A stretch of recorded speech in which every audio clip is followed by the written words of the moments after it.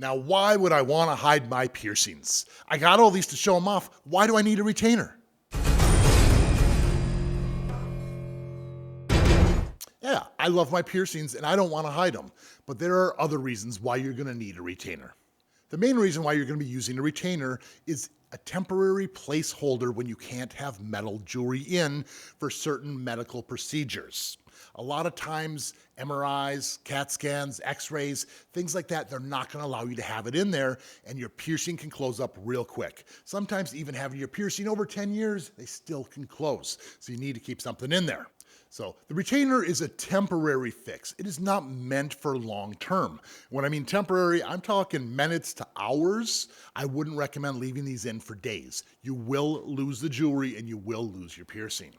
Now with the retainer, a lot of these are going to have little O-rings, little rubber bands on the top, and that kind of holds it in. That's why they come out real easy. That rubber band or O-ring pops off, your jewelry comes out right with it. So you got to be careful.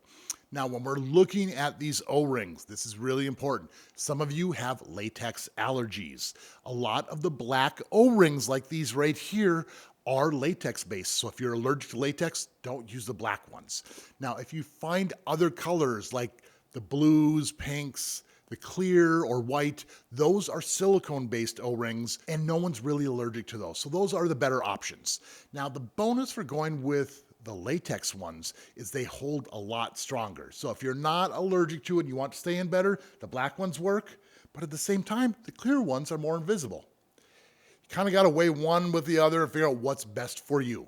Now, you will lose those O-rings, so when you get retainers, it's a good idea to have spare O-rings with you. You will lose them. So you're probably asking yourself, what is a retainer?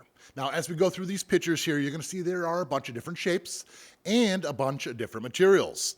Now, some of the materials you're going to find are going to be glass, silicone, plastic or acrylic, and once in a while you will find metal ones.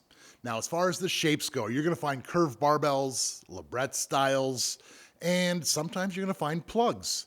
And there are even newer styles like this called the heart retainers made out of silicone, which work really well because you don't have to worry about the O-rings.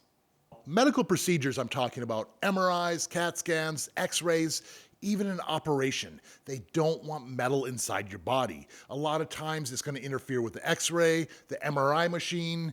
You don't want your piercings being ripped out or interfering with that expensive procedure.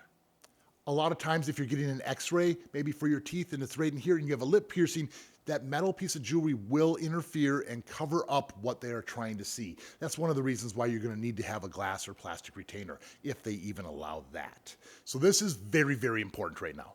If you're putting a retainer in, generally you want your piercing all the way healed. You can't be changing piercings out when they're in the healing process.